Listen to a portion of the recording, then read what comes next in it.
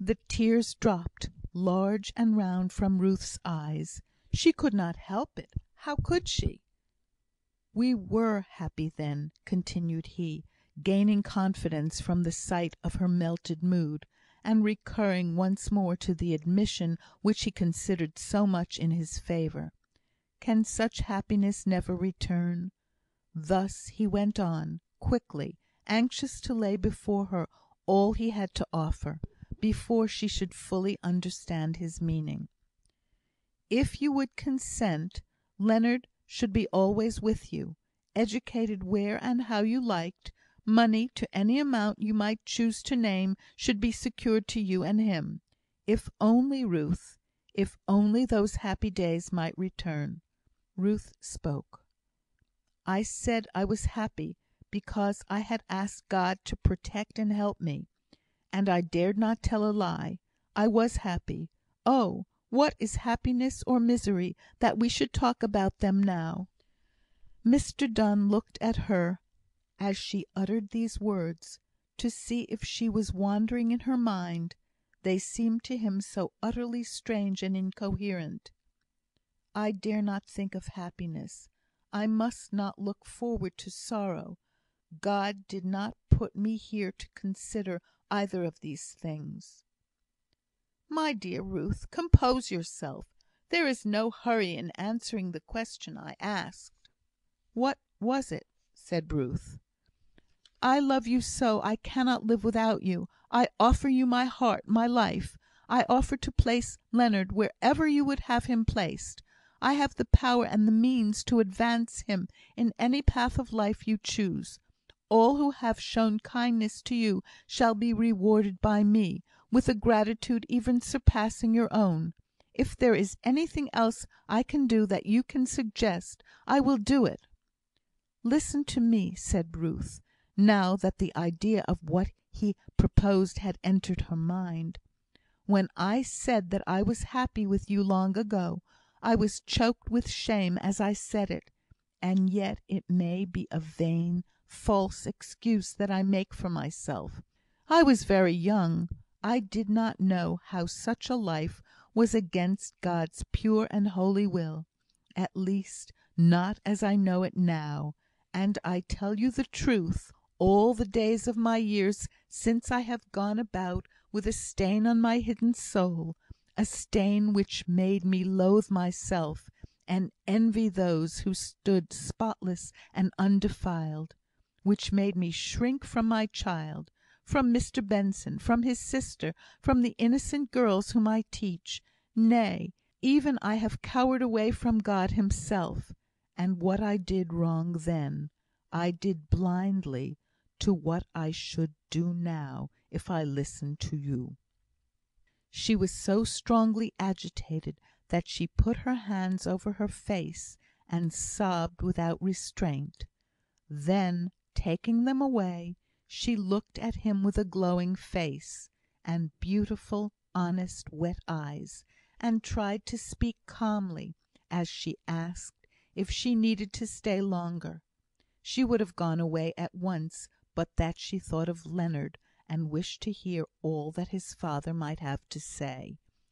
He was so struck anew by her beauty, and understood her so little, that he believed that she only required a little more urging to consent to what he wished; for in all she had said there was no trace of the anger and resentment for his desertion of her, which he had expected would be a prominent feature, the greatest obstacle he had to encounter. The deep sense of penitence she expressed he mistook for earthly shame, which he imagined he could soon soothe away. "Yes, I have much more to say. I have not said half. I cannot tell you how fondly I will how fondly I do love you how my life shall be spent in ministering to your wishes. Money, I know, you despise." "Mr Bellingham, I will not stay to hear you speak to me so again. I have been sinful, but it is not you who should..." She could not speak, she was so choking with passionate sorrow. He wanted to calm her, as he saw her shaken with repressed sobs. He put his hand on her arm. She shook it off impatiently, and moved away in an instant. "Ruth," said he, nettled by her action of repugnance, "I begin to think you never loved me." "I never loved you? Do you dare to say so?" Her eyes flamed on him as she spoke. Her red round lip curled into beautiful contempt. "Why do you shrink so from me?" said he, in his turn getting impatient. "I did not come here to be spoken to in this way," said she. "I came, if by any chance I could do Leonard good. I would submit to many humiliations for his sake, but to no more from you."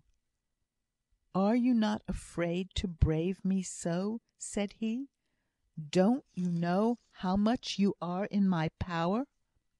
She was silent. She longed to go away, but dreaded lest he should follow her, where she might be less subject to interruption than she was here, near the fishermen's nets, which the receding tide was leaving every moment barer and more bare, and the posts they were fastened to more blackly uprising above the waters.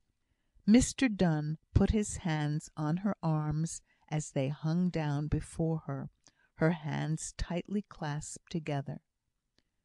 "Ask me to let you go," said he. "I will, if you will ask me." He looked very fierce and passionate and determined. The vehemence of his action took Ruth by surprise, and the painful tightness of the grasp almost made her exclaim; but she was quite still and mute. "Ask me," said he, giving her a little shake. She did not speak. Her eyes, fixed on the distant shore, were slowly filling with tears. Suddenly a light came through the mists that obscured them, and the shut lips parted. She saw some distant object that gave her hope. "It is Stephen Bromley," said she. "He is coming to his nets. They say he is very desperate, violent man, but he will protect me." "You obstinate, wilful creature!" said Mr Donne, releasing his grasp. "You forget that one word of mine could undeceive all these good people at Eccleston, and that if I spoke out ever so little, they would throw you off in an instant. Now," he continued, "do you understand how much you are in my power?" "Mr and Miss Benson know all. They have not thrown me off," Ruth gasped out. "Oh, for Leonard's sake, you would not be so cruel." "Then do not be cruel to him to me. Think once more."